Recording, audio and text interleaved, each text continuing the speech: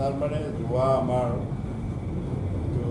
31/8/2020 তাৰিখে আমাৰ বৰ্মন কছাৰী জনগোষ্ঠীৰ এখন সাধাৰণ সভা বহে আৰু সেই সভাত এটা সিদ্ধান্ত হয় যে আগন্তুক যেটো নেকি বৰ্তমানৰ বিটিআৰ যেটো নিৰ্বাচন এই নিৰ্বাচনত মানে পৰিৱৰ্তনৰ স্বাৰ্থত বৰ্তমান যেটো নেকি প্ৰমোদ বড়ো নেতৃত্বত যেটো নেকি এখন আঞ্চলিক ৰাজনৈতিক দল গঠন হৈছে সেই দলক আমি মানে বৰ্মন কছাৰীসকলে মানে আমাৰ যিখিনি সমস্যা জাতীয় সমস্যা যেটো নেকি আমি জৰ্জৰিত হৈ আছোঁ আজি বহুত দিনৰে পৰা আৰু সেই সমস্যাবিলাক যোৱা যেটো নেকি বিটিচি চৰকাৰ আছিলে যেটো নেকি বিপিএফ আগ্ৰামা নেতৃত্বাধীন সেই চৰকাৰখনে আমি বহু মানে আবেদন নিবেদন কৰিছিলোঁ আৰু আমাৰ যিখিনি বিশেষ কৰি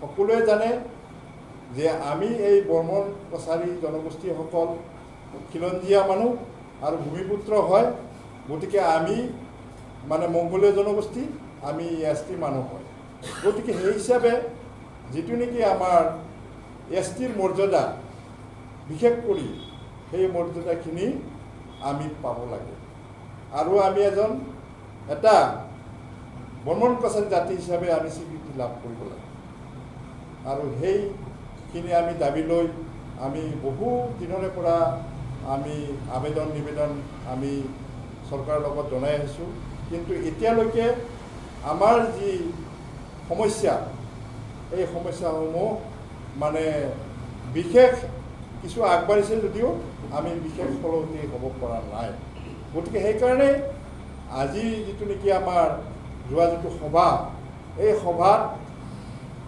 আমাৰ ৰাইজে সিদ্ধান্ত কৰিলে যে যদি আমি আমাৰ যিবিলাক জাতীয় সমস্যা যিবিলাক সমাধান কৰিব লাগে তেতিয়াহ'লে আমি এটা চিন্তা কৰিছোঁ যেহেতু আমাৰ যোৱা যি শাসনকাল ব্যৱস্থাত আমাৰ একো নহ'ল সেইবাবে আমি ভাবিছোঁ যে এটা আমাৰ কাৰণে পৰিৱৰ্তনৰ প্ৰয়োজন আছে আৰু সেই পৰিৱৰ্তনৰ প্ৰয়োজন হোৱা হেতু আমি চিন্তা চৰ্চা কৰিছোঁ যে অহা যেটো বিটিআৰত যদি পৰিৱৰ্তন হ'ব লাগে এটাই মাত্ৰ ৰাজনৈতিক আঞ্চলিক দল আছে যেটো নেকি আমাৰ আজি প্ৰমোদ বড়োৰ বলিষ্ঠ নেতৃত্বত যেটো নেকি আজি ইউ দল গঠন হৈছে আৰু সেই দলত যদি আমি সকলো ৰাইজে যদি সহায় সহযোগ কৰি আমি যদি এই দলক আমি চৰকাৰ গঠন কৰাত সহায় কৰি দিব পাৰোঁ আৰু তেতিয়াহ'লে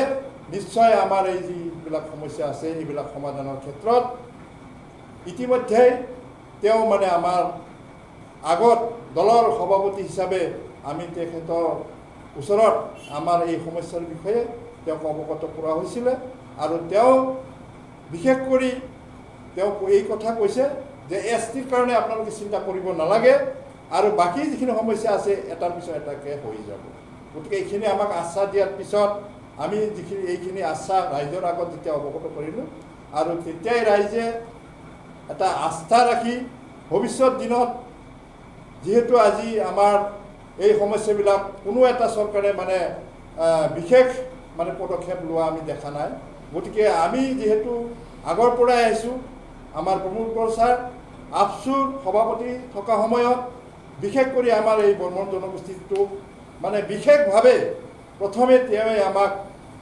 হাতত হাত ধৰি পেলাই আগুৱাই লৈ গৈছিল আৰু তেখেতৰ নেতৃত্বতে আজিৰ যিখিনি আমাৰ বৰ্মন কছাৰীসকলৰ যি সাধাৰণ হ'লেও যিখিনি উন্নতি হৈছে তেওঁৰ মাধ্যমেৰে যোগেদি হৈছে আৰু তেওঁ বিশেষ কৰি আমাৰ এই জনগোষ্ঠীৰ বিষয়ে মানে বিতংভাৱে মানে অৱগত হয় আৰু সেইভাবে আমি আশা ৰাখিছোঁ যে আমাৰ এই যেটো নেকি আমাৰ প্ৰমোদ বড়ো ছাৰৰ মানে বলিষ্ঠ নেতৃত্বত হোৱা ইউপিপি দলৰ আমাৰ ৰাইজে সহমত দি মানে এই দলক সহায় সহযোগিতা আগবঢ়াব বুলি এটা সেই সভাত আশ্বাস দিয়ে আৰু লগতে সেই সভাতে আজি পৰিৱৰ্তনৰ স্বাৰ্থৰ বাবে আমাৰ বৰ্মন কছাৰীসকলে এটা নতুন মানে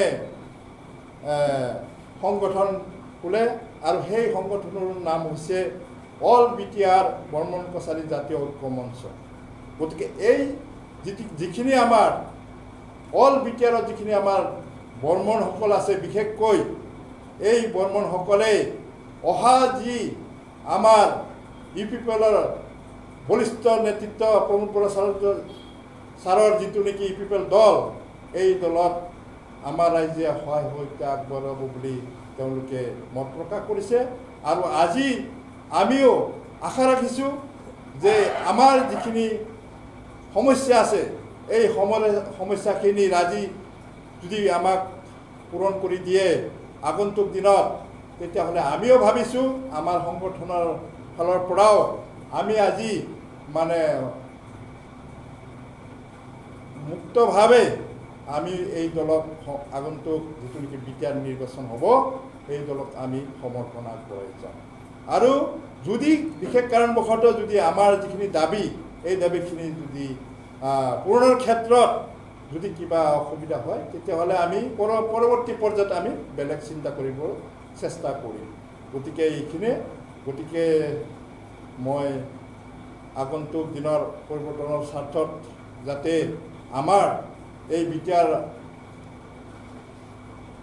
অঞ্চলত বা যিখিনি আমাৰ বৰ্মন কছাৰী জনগোষ্ঠী লোক আছে, তেখেতসকলক আজিৰ এই প্ৰেছ বিজ্ঞপ্তিৰ মাধ্যমেৰে আহ্বান জনাইছোঁ যে আমাৰ এই জনগোষ্ঠীৰ পিছ পৰি থকা জনগোষ্ঠীটোৰ যাতে ভৱিষ্যত প্ৰজন্ম তথা আমাৰ এই জাতিটোৰ হেৰাই যোৱা জাতিটোৰ যদি আমি ভৱিষ্যত উন্নতি কৰিব লাগে, নিশ্চয় আমাৰ পৰিৱৰ্তনৰ প্ৰয়োজন আছে। সেয়েহে আমি পৰিৱৰ্তনৰ স্বাৰ্থত বিশেষ কৰি আৰু আমাৰ যি দাবীসমূহ আছে, এই দাবীসমূহ মানে পূৰণৰ স্বাৰ্থত আমি যাতে আমাৰ বৰ্মন কছাৰী ভাইসকলে যাতে আগন্তুক বিটিআৰ নিৰ্বাচনত আমাৰ ইউপিপি দলৰ প্ৰাৰ্থীক প্ৰত্যেক সমষ্টিৰে যাতে সহায় সহযোগিতা আগবঢ়াই উত্তীৰ্ণ কৰি যাতে চৰকাৰ গঠনৰ সহায় কৰে, তাৰ বাবে মই আহ্বান জনাম। এতিয়া আমি চৰ্ত মানে আমাৰ যিখিনি দাবী আছে, এই দাবীখিনি যদি আমাৰ ইতিমধ্যে কৈছে আমাৰ ছাৰে যে আমি এছটিৰ কথাখিনি চিন্তা কৰিব নালাগে, গতিকে এছটিৰ কথাখিনি হৈ যাব। তো বাকী আৰু কেইবাটাও আমাৰ দাবী আছে, দাবীখিনি আছে পৰ্যায়ক্ৰমে হ'ব বুলি কৈছে। গতিকে তথাপিও এইখিনি আমি ৰাখিছোঁ। ধৰক আজি বিটিআৰ ইলেকশ্যন হৈ আছে, অহা নেক্সট আকৌ MLA ইলেকশ্যন হ'ব, তাৰপিছত আকৌ MP ইলেকশ্যন হ'ব। এতিয়া সেই সময় বুজি আমি এটা চিন্তা চৰ্চা কৰিম বুলি ভাবিছোঁ। নাই, সেনেকুৱা আমি ভবা নাই। আমি এটা ভাবিছোঁ যে আমি যদি কিবা কাৰণত অসুবিধা হয়, তেতিয়া আমি পিছৰ পৰ্যায়লৈকে সেই কথাখিনি চিন্তা কৰিম।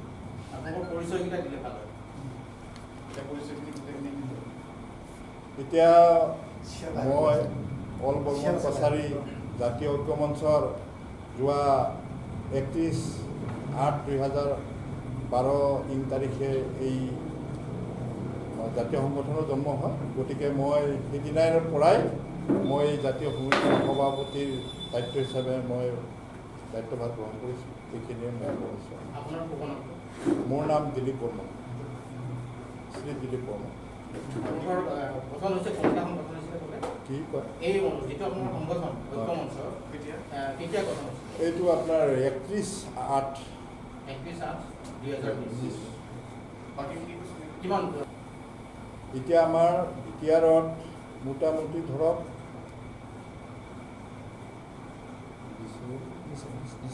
অধিক হ'ব আৰু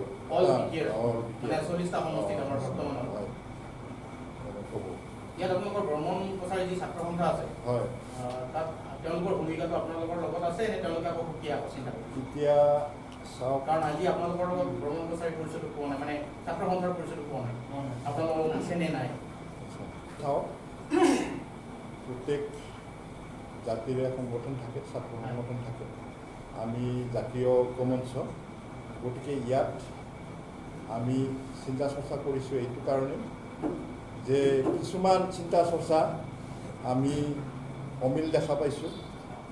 অমিল দেখাৰ কাৰণে আমি যিহেতু ইমান দিনে এই জনগোষ্ঠীটো অশেষ দুখ কষ্টৰ মাজেৰে আছে আৰু এই জনগোষ্ঠীৰ বিষয়ে বহুজনে মানে অৱগত হৈছে। গতিকে আমাৰ অভাৱ অভিযোগৰ সম্পৰ্কে আজি চাবলৈ গ'লে আমাৰ যি এটা ৰাজনীতিক কোনো নেতা নাই, কোনো বা তেনেকুৱা ডাঙৰ এটা অফিচাৰ নাই, তেনেকুৱা মানে আমাৰ মাত দিয়াৰ কাৰণে তেনেকুৱা ধৰণৰ ব্যক্তি নাই। সেইকাৰণে মানে এই জাতিটো মানে পিছ পৰি আছে। গতিকে যিটো আপুনি ছাত্ৰ সংগঠনৰ কথা কৈছে, তেখেতসকলৰ চিন্তাধাৰাটো সুকীয়া, আমাৰ চিন্তাধাৰাটো সুকীয়া। গতিকে আমি বিচাৰিছোঁ যে যিটো বস্তু ইমান দিনে হোৱা নাই, সেই বস্তুটোক আমি যদি কৰিব লাগে তেতিয়াহ'লে পৰিৱৰ্তন। আমাৰ উদ্দেশ্যটো হ'ল পৰিৱৰ্তন। বৰ্মন কছাৰী ছাত্ৰ সন্থা আৰু আপোনালোকৰ মাজত মত পাৰ্থক্য থাকিব পাৰে। বৰ্তমান আমি দেখিছোঁ আজি আপোনালোকৰ পৰা ইয়াত যদি বৰ্মন কছাৰী ছাত্ৰ সন্থাৰ পৰিচয় পালোহেঁতেন বা তেতিয়াহ'লে একেলগে আছে বুলি আমি গম নাপাওঁ। এতিয়া আমাৰ এই নামটো আপোনালোকৰ ঐক্য মঞ্চ, সেইকাৰণে সুধিবলৈ বাধ্য হৈছে। ঐক্য মঞ্চ মানে সকলোৱে একেলগে আছে, ইয়াতে একেলগে আছে নে নাই সন্দেহ হৈছে কেনেকৈ? আৰু মূল দাবী কেইটামান আপুনি কৈ দিব নেকি? আপোনালোকৰ মূল দাবী কি আছে? প্ৰথম 1 নম্বৰ দাবী আছে বৰ্মন জনগোষ্ঠী জনজাতীয়সকলৰ যিটো নেকি প্ৰমাণ পত্ৰ ST চাৰ্টিফিকেটৰ সমস্যা মেইন। আৰু তাৰপিছত আছে 2 নম্বৰত এইটো যিহেতু আমি এই জনগোষ্ঠীটো এটা খুব কম জনসংখ্যা, গতিকে আমাৰ এই জনগোষ্ঠীটো যিহেতু নিৰ্বাচন খেলাৰ কাৰণে তেনেকুৱা আমাৰ জনসংখ্যা থকা সমষ্টি নাই এই বিটিআৰত। সেইকাৰণে আমি এটা বিচাৰিছোঁ যে যেনেকৈ প্ৰত্যেক জাতিয়ে সৰু সৰু জনগোষ্ঠীয়ে যেনেকৈ এটা নমিনি GM পায়, তেনেকুৱা ধৰণে আমাকো মানে সেইখিনি সুবিধাটো দিব লাগে বুলি আমি এটা দাবী জনাইছোঁ। আৰু তৃতীয়তে আছে বৰ্মন কছাৰীসকলৰ উন্নয়ন বৰ্ড আমি এটা বিচাৰিছোঁ। যিহেতু বিটিআৰত আমি দেখা পাইছোঁ বিটিআৰ চুক্তিত যে এই বিটিআৰত থকা প্ৰত্যেক সৰু সৰু জনগোষ্ঠীয়ে হওক ডাঙৰে হওক এখন উন্নয়ন বৰ্ড গঠন কৰি দিয়া হ'ব বুলি তাতে উল্লেখ আছে। সেইবাবে আমি এই দাবীটো আমি ৰাখিছোঁ। আৰু আছে যিটো নেকি বৰ্মন কছাৰীসকলৰ বাবে বিটিআৰৰ যিটো ৰাজধানী কোকৰাঝাৰত, তাতে এটা আমাৰ অতিথিশালা গেষ্ট হাউচ এটা প্ৰয়োজন আছে। আৰু লগতে আমাৰ এই ভাষা কলা সংস্কৃতি সংৰক্ষণৰ বাবে আমি এটা দাবী জনাইছোঁ। তাৰপিছত আছে যে বৰ্মন কছাৰীসকলৰ ভাষা কলা কৃষ্টি আদি চৰকাৰীভাৱে সংৰক্ষণ কৰি দিয়াৰ বাবে এটা ব্যৱস্থা কৰি দিব, এইটো ক'লোঁ। তাৰপাছত আছে যিসকল আমাৰ শিক্ষিত নিবনুৱা আছে তেখেতসকলক যাতে মানে তেওঁৰ শিক্ষাগত অৰ্হতা অনুযায়ী সেই মানে প্ৰত্যেকটো বিভাগত যাতে যিসকল মানে অন্য জনগোষ্ঠীয়ে সুবিধা পায় সেই হিচাপে আমাৰ জনগোষ্ঠীটোকো সুবিধাখিনি দিব লাগে। আৰু এইটো সকল চৰকাৰীভাৱে নহয়, আৰু এইটো ৰাজনৈতিকভাৱেও আছে। যেনেকুৱা ধৰক আজিলৈকে আমি এটা মানে তেনেকুৱা ধৰণৰ আমি দেখা পাইছোঁ যে যোৱা যি 17 বছৰ শাসন ব্যৱস্থা চলিল এই BTCত, যোৱা যিটো BTC এই শাসন ব্যৱস্থাত আমাৰ মানুহখিনি কোনো এটা উচ্চ পদত বা তেনেকুৱা বিভাগত মানে দলীয়ভাৱে হওক কিবা চৰকাৰী যিটো নেকি আঁচনি সেইবিলাকতো আমি দেখা পোৱা নাই। সেইকাৰণে সেইটো দাবীও আমি ভাবিছোঁ আগন্তুক দিনত যাতে যেনেকৈ কিছুমান বৰ্তমান যিটো VCDC আছে যেনেকুৱা চেয়াৰমেন মেম্বৰ বা তেনেকুৱা বিভাগবিলাক আছে, তো সেইবিলাকতো আমি কিছু মানে তাতে আমাৰ জনসংখ্যা অনুযায়ী এই যিবিলাকত হয়তো চেয়াৰমেনৰ যোগ্যতা থাকিলে চেয়াৰমেন দিব লাগিব, মেম্বাৰৰ যোগ্যতা থাকিলে মেম্বাৰৰ দিব লাগিব। তেনেকুৱা ধৰণৰ আমি এটা দাবী জনাইছোঁ। লগতে বুঢ়া মেদাই বুলি এটা মানে পূজা আছে, এইটো আমাৰ চৰকাৰীভাৱে যাতে এই বন্ধটো মানে এটা দিয়ে বা সেইদিনা আমাৰ এটা বন্ধ দিয়াৰ বাবে আমি এটা আবেদন জনাইছোঁ, সেইটো আছে। গতিকে থুলমূলকৈ এইখিনি আছে। গতিকে এইখিনিয়ে জনালোঁ। যেহেতু আমাৰ BTR শান্তি চুক্তিটোত আমি বৰ্মন কছাৰী জাতীয় ঐক্য মঞ্চই আমি ৱেলকাম জনাইছোঁ।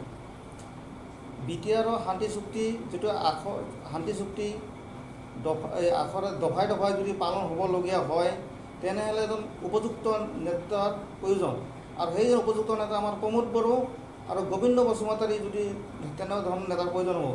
প্ৰমোদ বড়ো আৰু গোবিন্দ বসুমতাৰী নেতা হ'লে যিটো বিধি শান্তি চুক্তি আখৰে পালন হ'ব। আৰু বিধি চুক্তি আমি সকলো পঢ়ি শুনি চাইছোঁ, তাৰ চুক্তিত কোনো কাৰো জাতিগত গোষ্ঠীগত উল্লেখ নাই। এই চুক্তিটো এনেধৰণৰ উল্লেখ আছে, BTR বসবাস কৰা সকলো জাতি জনগোষ্ঠীৰ সমান অধিকাৰ দিছে প্ৰমোদ বড়ো ডাঙৰীয়াই। কিন্তু এছাম মানুহে উল্টা বকিছে যে ইয়াত অকল বড়োসকল অধিকাৰ দিয়া বুলি কৈছে, কিন্তু সেইটো নহয়। আমি নিজে পঢ়ি চাইছোঁ, তাত সকলো জাতি জনগোষ্ঠীৰ সমান অধিকাৰ দিছে। তাৰ কাৰণে আমি অল BTR বৰ্মন কছাৰী জাতীয় ঐক্য মঞ্চই আমি পূৰ্ণ সমৰ্থন আগবঢ়াইছোঁ। এইবাৰ BTRত UPL চৰকাৰ হোৱাটো আমি সকলোৱে কামনা কৰিছোঁ, আৰু UPL চৰকাৰ হ'লে নিশ্চয় আমাৰ BTRৰ উন্নতি হ'ব। আৰু শতবছৰ যি আমি যমত যন্ত্ৰণা ভোগ কৰিছোঁ, আৰু সেই যমত যন্ত্ৰণা ভোগ কৰাৰ আমাৰ ইচ্ছা নাই। ৰাস্তা ঘাট নাই, যেনেধৰণৰ দুৰ্নীতি ভ্ৰষ্টাচাৰ চাৰিওফালে এভাৰেষ্ট মাউণ্টেনতকৈ ওপৰত আগবাঢ়ি গৈছে। সেয়ে আমি দুৰ্নীতি ভ্ৰষ্টাচাৰৰ এইবাৰ পৰিত্ৰাণ পাবৰ কাৰণে আমি প্ৰমোদ বড়ো ছাৰৰ নেতৃত্বত এখন সুস্থিৰ চৰকাৰ হোৱাটো আমি কামনা কৰিছোঁ। আৰু সেয়ে আমি BTR বসবাস কৰা মোৰ বৰ্মন কছাৰী ভাই বন্ধুসকলক সকলোকে মোৰ আজি এই প্ৰেছ মিট যোগে অনুৰোধ কৰিব বিচাৰিছোঁ, যাতে সকলোৱে ট্ৰেক্টৰ ছবি ভোট দি জয়যুক্ত কৰি আমাৰ প্ৰমোদ বড়ো আৰু গোবিন্দ বসুমতাৰী ডাঙৰীয়াৰ হাতটো মজবুত কৰি দুৰ্নীতি ভ্ৰষ্টাচাৰ যাতে অন্ত পেলাব পাৰে, তাৰ কাৰণেই মই আজি এই প্ৰেছ মিট যোগে সকলো ৰাইজকে মই অনুৰোধ জনাইছোঁ। আৰু আগন্তুক দিনত যদি প্ৰমোদ বড়োৰ নেতৃত্বত চৰকাৰ হয় তেনেহ'লে আমাৰ BTRত শান্তি শৃংখলা বিৰাজ কৰিব। আৰু প্ৰমোদ বড়ো এজন এনেকুৱা নেতা, তেওঁৰ নেতৃত্বত সকলো মানুহকেইটা সমান চকুৰে চাব। আৰু তেওঁৰ নেতৃত্বত আজি য'ত অস্ত্ৰ জনজনী 40-45 চলি আছিল, তেওঁ সেই মানুহখিনিক ভাৰত চৰকাৰলৈ আলোচনা কৰি দিয়া যিটো শান্তি প্ৰতিষ্ঠা কৰিছে। আগত মানুহে ভয় কৰিছিল, তাত NDPS অমুক আছে কিন্তু আজি সেই পৰিৱেশটো নাই। আজি মানুহ সকলোৱে মুক্ত ৰাতি 12টাত ঘূৰিব পাৰিছে। আজি প্ৰমোদ বড়োৰ নেতৃত্বত যি শান্তি আলোচনা হ'ল, তাতে আজি অকল বৰ্মন কছাৰী নহয়, আজি সকলো মানুহে তাত ৱেলকাম জনাইছে। এজন উপযুক্ত নেতা আমি পাইছোঁ, তাকে আমি নিজকে ভাগ্যৱান বুলি ভাবিব লাগিব। প্ৰমোদ বড়োৰ নিচিনা যে আজি এজন উপযুক্ত নেতা পাইছোঁ। আৰু এই নেতাৰ নেতৃত্বত সকলো যদি আমি তেওঁক মজবুত কৰিব লাগে, তেতিয়াহ'লে আমি সকলোৱে ট্ৰেক্টৰ ছবিত ভোট দি জয়যুক্ত কৰিব লাগিব। আৰু BTR শান্তি সমৃদ্ধি ঘূৰাই অনাৰ কাৰণে শান্তি সমৃদ্ধি ঘূৰি আহিব, এই কৈ মোৰ প্ৰেছ মিট